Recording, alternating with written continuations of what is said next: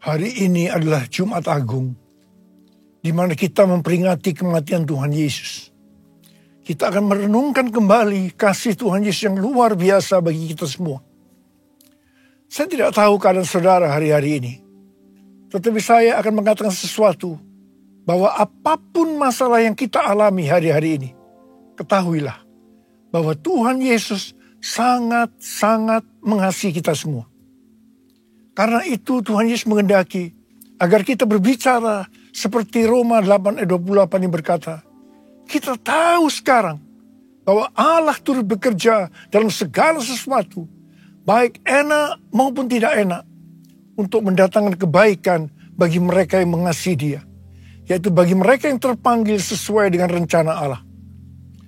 Yohanes 3 ayat 16 berkata, karena begitu besar kasih Allah akan dunia ini, sehingga Ia telah mengaruniakan anaknya yang tunggal, supaya setiap orang yang percaya kepadanya tidak binasa, melainkan beroleh hidup yang kekal. Ada apa dengan manusia sehingga Tuhan Yesus harus datang dalam dunia ini?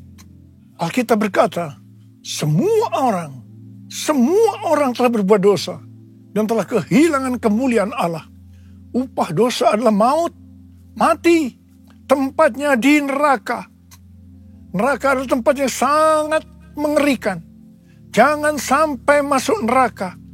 Karena itu Tuhan Yesus datang ke dalam dunia ini untuk menyelamatkan kita semua. Bagaimana cara Tuhan Yesus menyelamatkan kita? Alkitab berkata, Tuhan Yesus yang tidak mengenal dosa, dijadikan dosa oleh karena kita semua. Supaya di dalam Dia, yaitu mereka yang percaya kepada Tuhan Yesus, dibenarkan oleh Allah. Apa arti dari ayat ini? Tadi dikatakan, semua orang telah berbuat dosa dan telah kehilangan kemuliaan Allah. Upah dosa ialah maut, mati. Jadi Tuhan Yesus harus mati menggantikan saudara dan saya. Kalau kita melihat cara mati Tuhan Yesus, saya katakan sangat-sangat tidak manusiawi. Alkitab menuliskan ada 10 tahap penderitaan Tuhan Yesus dari Taman Getsemani sampai Golgota. Sangat mengerikan. Tahap yang pertama, ketika berada di Taman Getsemani, Tuhan Yesus berdoa kepada Bapa dalam keadaan ketakutan, sampai peluhnya seperti tetes-tetes darah yang jatuh ke tanah. Pada saat itu, seorang malaikat turun untuk menguatkan Tuhan Yesus. Tuhan Yesus berdoa kepada Bapa, ya Bapakku, jikalau sekiranya mungkin, biarlah cawan ini lalu daripadaku. Tetapi jangan seperti yang ku kehendaki, melainkan seperti yang Kau kehendaki. Di sini Tuhan Yesus mengajar kepada kita bahwa di dalam doa kita boleh menawar, tetapi jangan memaksakan kehendak. Bagi yang sekarang dalam keadaan ketakutan, kita harus ingat bahwa Tuhan Yesus pernah mengalami ketakutan untuk menebus dosa kita semua. Karena itu datanglah kepada Tuhan Yesus. Dia pasti mampu dan mau menolong kita semua. Tahap yang kedua, Tuhan Yesus ditangkap. Dia dituduh dengan bermacam-macam tuduhan. Diludahi, mukanya ditinju, dipukul. Tetapi Tuhan Yesus tidak membalas. Di sini Tuhan Yesus mempraktekkan apa yang diajarkannya kepada kita. Agar kita mengasihi dan berdoa bagi orang-orang yang membenci kita, mengutuk kita, mencaci maki kita. Jikalau kita hanya mengasihi orang-orang yang mengasihi kita, apa jasa kita? Karena orang-orang berdosa pun juga mengasihi orang-orang yang mengasihi mereka. Tahap yang ketiga, Tuhan Yesus dibelenggu untuk diadili. Waktu Tuhan Yesus diadili oleh Pilatus, ternyata tidak didapati kesalahan yang membuat Tuhan Yesus harus dihukum mati. Sementara itu orang-orang Yahudi terus berteriak-teriak supaya Tuhan Yesus dihukum mati. Salibkan dia! Salibkan dia! Akhirnya Pilatus menyerahkan Tuhan Yesus untuk disalibkan. Tahap yang keempat, Tuhan Yesus dicambuk. Proses awal dari penyalipan, jubah Tuhan Yesus dibuka dan dihukum cambuk. Dua algojo bergantian menghunjamkan cambuk ke punggung Tuhan Yesus. Ujung cambuk itu terbuat dari potongan tulang dan potongan besi. Tiap kali cambuk itu dihunjamkan ke tubuh Tuhan Yesus, itu menimbulkan luka yang dalam. Tuhan Yesus berteriak-teriak kesakitan. Darah Tuhan Yesus bercucuran. Tuhan Yesus bermandikan darah. Tahap yang kelima, kepala Tuhan Yesus diberi mahkota duri. Duri ditancapkan di kepala Tuhan Yesus dengan cara dipukul. Sakitnya luar biasa. Darah bercucuran. Tahap yang keenam, Tuhan Yesus memikul salib. Dalam keadaan kesakitan, berlumuran darah, ditambah semalam Tuhan Yesus tidak tidur. Tuhan Yesus harus memikul salibnya. Tuhan Yesus jatuh bangun karena tidak kuat. Maka Simon dari Kirene disuruh menggantikannya. Tahap yang ketujuh, tangan dan kaki Tuhan Yesus dipaku. Sakitnya luar biasa. Sakitnya luar biasa. Darah bercucuran. Tahap yang ke-8, Tuhan Yesus digantung di atas kayu salib. Pada saat itu, Tuhan Yesus menderita secara lahir maupun batin. Secara lahir, dia merasakan sakit yang luar biasa di sekujur tubuhnya. Dan juga merasa sesak karena ada cairan di menekan jantungnya. Secara batin, Tuhan Yesus menderita karena Tuhan Yesus melihat semua orang yang lalu lalang menghujat dia. Ahli-ahli Taurat, tua-tua, imam-imam menghujat dia. Bahkan salah satu penjahat di sebelahnya juga ikut menghujat. Tahap yang ke-9. Tuhan Yesus merasa ditinggalkan oleh Bapa. Sekitar jam 12 siang sampai jam 3 petang. Tiba-tiba langit di sekitar Golgota menjadi gelap. Tuhan Yesus gelisah. Dan dia berteriak, Eli, Eli, lama sabachthani. Allahku, Allahku, mengapa engkau meninggalkan aku? Tuhan Yesus merasa ditinggalkan oleh Bapa. Orang yang berdosa pada hakikatnya dipisahkan dari Bapa. Jadi untuk menebus orang yang berdosa, maka Tuhan Yesus harus merasakan ditinggalkan oleh Bapa. Dipisahkan dari Bapa. Saya percaya ini adalah puncak penderitaan Tuhan Yesus. Penderitaan lainnya tidak ada artinya dibandingkan merasa ditinggalkan oleh Bapa.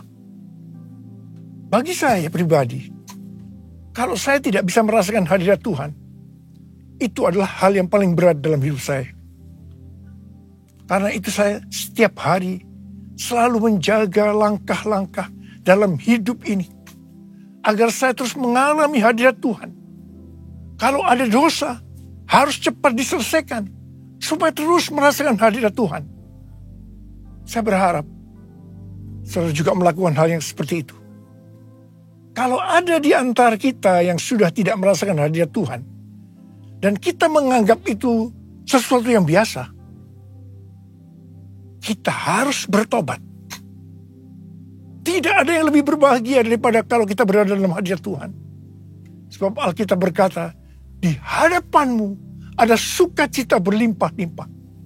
Artinya di dalam hadirat Tuhan ada sukacita dan kebahagiaan yang berlimpah-limpah. Tahap yang ke-10.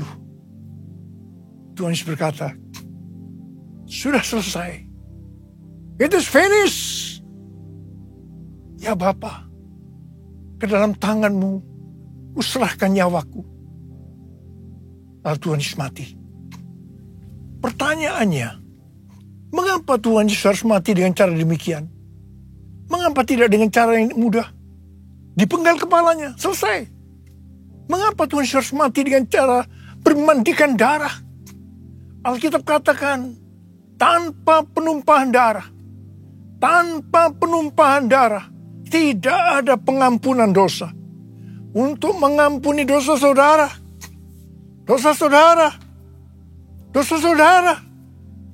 dan juga dosa saya. Tuhan Yesus harus mati dengan cara demikian. Selain itu, apalagi yang Alkitab katakan dengan cara mati Tuhan Yesus yang seperti itu? Yang pertama, penyakit kitalah yang ditanggungnya. Yang kedua, penderitaan kita yang dipikulnya. Dan oleh bilur-bilurnya kita disembuhkan. Padaku kasih-Mu Yesus, Kau telah mati gantikan diriku. Kau curahkan darah-Mu untuk tebus dosaku. Layaklah Kau Tuhan dipuji dan disembah dengan segenap hatiku. Layaklah Kau Tuhan dipuji dan disembah dengan segenap jiwa ragaku. Dengan segenap jiwa ragaku. Dengan segenap jiwa ragaku. Tuhan Yesus mati karena dosa-dosa kita. Dia dikuburkan.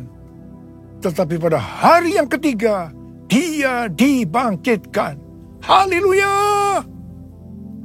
Tuhan Yesus tidak selamanya mati. Tetapi pada hari yang ketiga, Tuhan Yesus dibangkitkan. Apa Alkitab katakan kalau sampai Tuhan Yesus tidak bangkit? Yang pertama, sia-sialah pemberitaan firman Tuhan. Saya di sini memberitakan firman Tuhan tidak ada artinya. Sia-sia. Tapi puji Tuhan, Tuhan Yesus hidup, Tuhan Yesus bangkit, pemberitaan firman Tuhan menjadi tidak sia-sia. Hal yang kedua, kalau sampai Tuhan Yesus tidak bangkit, sia-sialah kepercayaan kita. Dan kita akan tetap mati dalam dosa-dosa kita. Demikian juga dengan orang-orang yang mati dalam Tuhan. Mereka akan tetap binasa. Tapi puji Tuhan, Tuhan Yesus bangkit.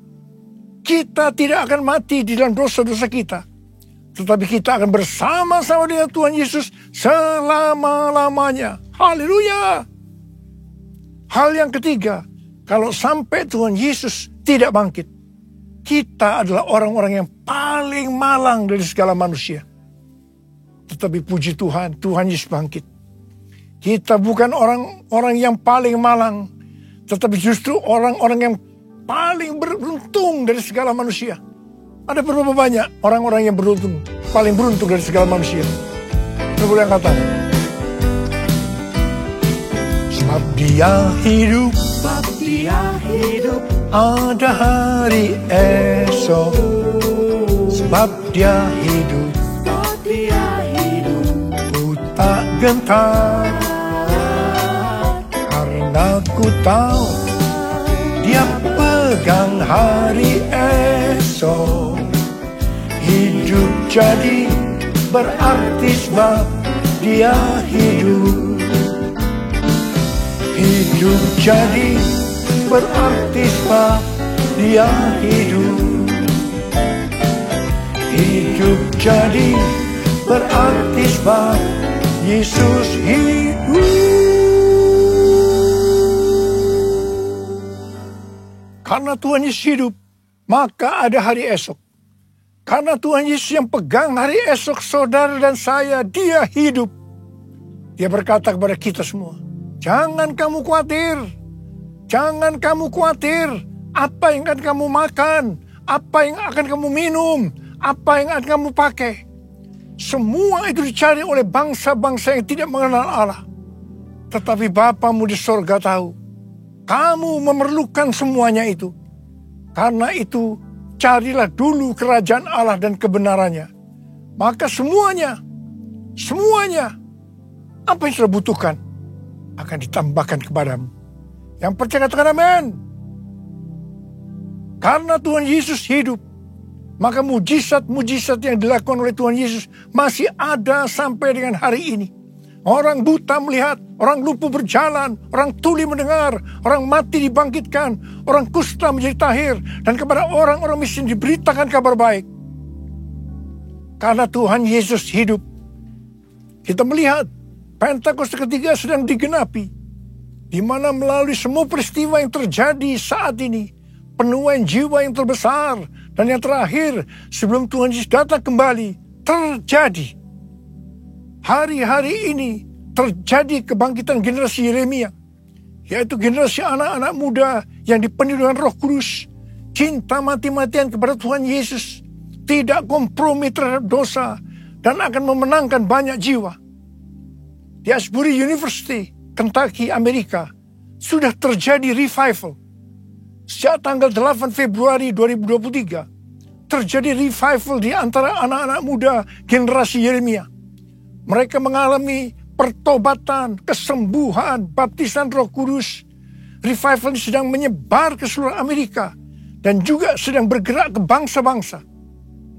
Pentakosta ketiga sedang turun di Amerika dan sedang bergerak ke bangsa-bangsa. Haleluya! Karena Tuhan Yesus hidup, maka memasuki tahun 2023, Tuhan memberikan tema bahwa tahun 2023 adalah tahun untuk bangkit. Jadilah pemenang. The year to rise up, be victorious.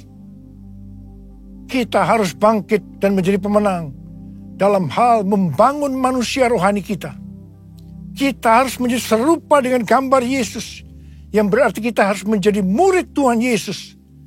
Sesuai dengan Roma 8 ayat 29, maka target kita sebagai orang percaya adalah menjadi serupa dengan gambarnya. Artinya menjadi murid Tuhan Yesus. Kita harus bangkit dan menjadi pemenang dalam hal memberi, dalam kemurahan hati, supaya kita diberkati. Karena Tuhan lebih dulu telah memberkati, mengasihi kita. Kita harus bangkit dan menjadi pemenang dalam hal unity. Unity adalah kunci utama untuk terjadinya penuaian jiwa besar-besaran. Kita harus banyak berdoa, memuji, dan menyembah Tuhan bersama-sama dalam unity siang dan malam. Hal yang seperti ini yang sudah terjadi di Asbury University, Kentucky, Amerika Serikat. Karena Tuhan Yesus hidup, maka kita harus bangkit dan menjadi pemenang dalam hal takut akan Tuhan. Tuhan Yesus berkata dalam Lukas 12 ayat 4 dan 5, Aku berkata kepadamu, hai sahabat-sahabatku, janganlah kamu takut terhadap mereka yang dapat membunuh tubuh, dan kemudian tidak dapat berbuat apa-apa lagi. Aku akan menunjukkan kepada kamu, siapakah yang harus kamu takuti. Takutilah Dia yang setelah membunuh mempunyai kuasa untuk melemparkan orang ke dalam neraka. Sesungguhnya aku berkata kepadamu, takutilah Dia. Amsal 8 ayat 13 berkata, takut akan Tuhan ialah membenci kejahatan. Aku benci kepada kesombongan, kecongkakan, tingkah laku yang jahat, dan mulut yang penuh tipu muslihat. Mazmur 25 ayat 12 sampai 14 berkata, siapakah orang yang takut akan Tuhan? Kepadanya Tuhan menunjukkan jalan yang harus dipilihnya. Orang itu sendiri akan menetap dalam kebahagiaan, dan anak cucunya akan mewarisi bumi. Tuhan bergaul karib dengan orang yang takut akan Dia, dan perjanjiannya diberitahukannya kepada mereka. Haleluya! Sekali lagi, saya mau katakan kepada kita semua, bahwa kita harus takut akan Tuhan. Jumat Agung mengingatkan kita bahwa Tuhan terlebih dahulu mengasihi kita semua. Karena itu kita harus mengasihi Dia. Nothing can tear me away from your love, Lord. Nothing can separate your heart from mine. Nothing can tear me away from your love, Lord. I am yours, I am yours, and I live Jesus, I love you. Yes, I love you, because you first loved me. And I love you, Jesus, I love you. Yes, I love you, because you first loved me. Because you first loved me. Because you first loved me. Because you first loved me. Mari angkat tangan kita di hadapan Tuhan, sembah Dia. Mari kita berbahasa roh sama-sama. Yang belum berbahasa roh jangan diam. Katakan haleluya, haleluya, praramasikara-bara. Haleluya, haleluya. Oh, ya la la bara bara bara bara bara bara. Ya Aba, ya Aba, ya Aba, ya Aba, ya Aba. Betapa baiknya Engkau ya Aba, ya Aba, ya Aba. Oh Tuhan, terima kasih. Terima kasih Tuhan. Terima kasih pada Jumat Agung ini untuk mengingatkan kembali kepada kami bahwa Engkau terlebih dahulu mengasihi kami semua ya Aba. Engkau yang mengasihi kami terlebih dahulu. Engkau menghendaki meminta kami mengasihi Tuhan dengan segenap hati, dengan segenap jiwa, dan dengan segenap kekuatan. Itu yang akan kami lakukan ya Aba. Ya Aba, ya Aba, terima kasih. Terima kasih, terima kasih. Ora la bakira la bara. Ora la bara bara bara bara bara bara bara. Ora la la bara bara bara bara bara. Ora la bara bara. Because you first loved me. Because you first loved me. Because you first loved me.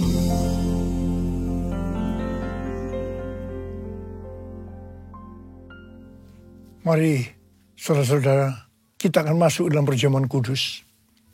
Kita akan mengingat ayat ini. Setiap kali kamu makan roti ini dan minum cawan ini, kamu memberitakan kematian Tuhan sampai Ia datang. Perjamuan kudus adalah perjamuan Tuhan Yesus sendiri. Setiap kali kita masuk dalam perjamuan kudus, Tuhan Yesus selalu berkata kepada kita, biarlah ini menjadi peringatan akan aku. Peringatan akan aku. Karena itu mari arahkan hati kita kepada kebaikan Tuhan. Kita akan mengingat kebaikan Tuhan. Mari tundukkan kepala. Bapa, siapakah kami sebelum kami mengenal Engkau? Kami semua orang berdosa. Upah dosa adalah maut, mati. Tapi Engkau yang tidak berdosa telah dijadikan dosa oleh karena kami.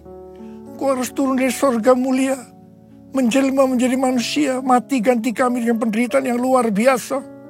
Sungguh kalau kamu pikirkan betapa baiknya Engkau ya Aba. Engkau jadikan kami sebagai anak-anak-Mu. Engkau tuntun, Engkau bela, Engkau berkati. Engkau sembuhkan kami, Engkau ajar kami. Engkau tegur kalau kami salah. Itu Engkau ya Aba, itu Engkau. Tuhan akan memberkati kita melalui perjamuan kudus. Tapi Tuhan mau kita makan dan minum dengan cara yang benar. Karena itu masing-masing sekarang lihat diri kita masing-masing. Introspeksi. Kalau Tuhan ingatkan dosa yang belum diselesaikan, ini saatnya kita minta ampun kepada Tuhan. Ampuni kami Tuhan. Ampuni kami, ampuni, ampuni. Ampuni, ampuni. Tuhan, Kau melihat anak-anak-Mu yang sudah menyelesaikan segala sesuatu ini dengan Tuhan. Ampuni mereka. Ampuni kami semua ya Aba. Ampuni. Kami akan masuk dalam perjamuan kudus dengan hati yang penuh ucapan syukur. Dalam nama Yesus yang berdoa. Amin. Sekarang mari angkat roti di tangan kanan kita tinggi-tinggi. Sebab apa yang telah kuteruskan kepadamu telah aku terima dari Tuhan. Itu bahwa Tuhan Yesus pada malam waktu yang diserahkan mengambil roti. Dan sesudah itu ia mengucap syukur atasnya. Ia memecah-mecahkannya dan berkata, inilah tubuhku yang diserahkan bagi kamu. Perbuatlah ini menjadi peringatan akan aku. Soalnya kasih Tuhan, bukankah roti yang kita pecah-pecahkan ini adalah persekutuan kita dengan tubuh Kristus? Mari kita makan dalam nama Yesus.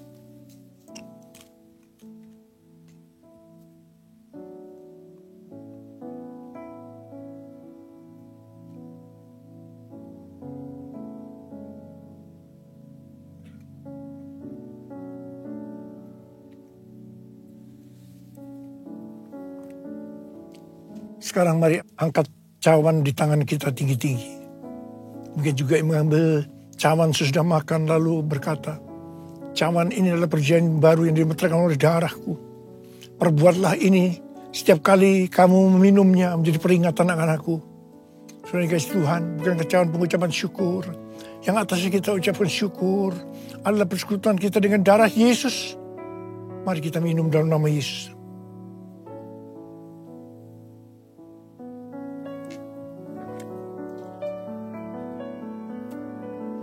Mari angkat tangan kita, ucapkan syukur dengan suara.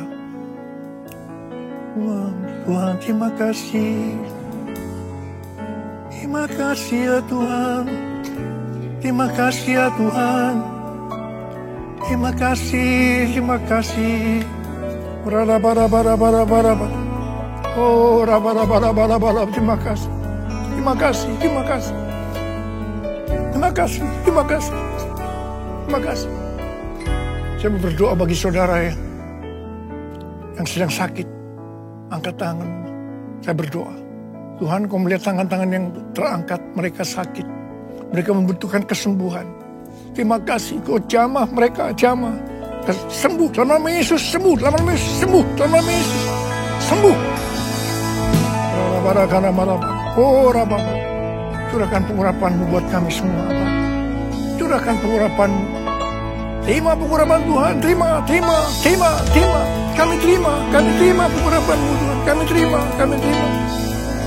Kami terima pengurapan-Mu, kami terima. Oh, Rabba, terima kasih. Terima kasih Yesusku, terima kasih Yesusku. Puji syukur hanya bagi Tuhanku. Terima kasih. Terima kasih Yesusku, puji syukur hanya bagi Tuhanku.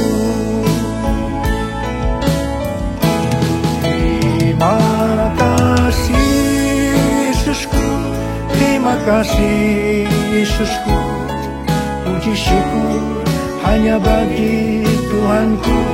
Terima kasih Yesusku, terima kasih Yesusku, puji syukur hanya bagi Tuhanku. Puji syukur hanya bagi Tuhanku. Puji syukur hanya bagi Tuhanku.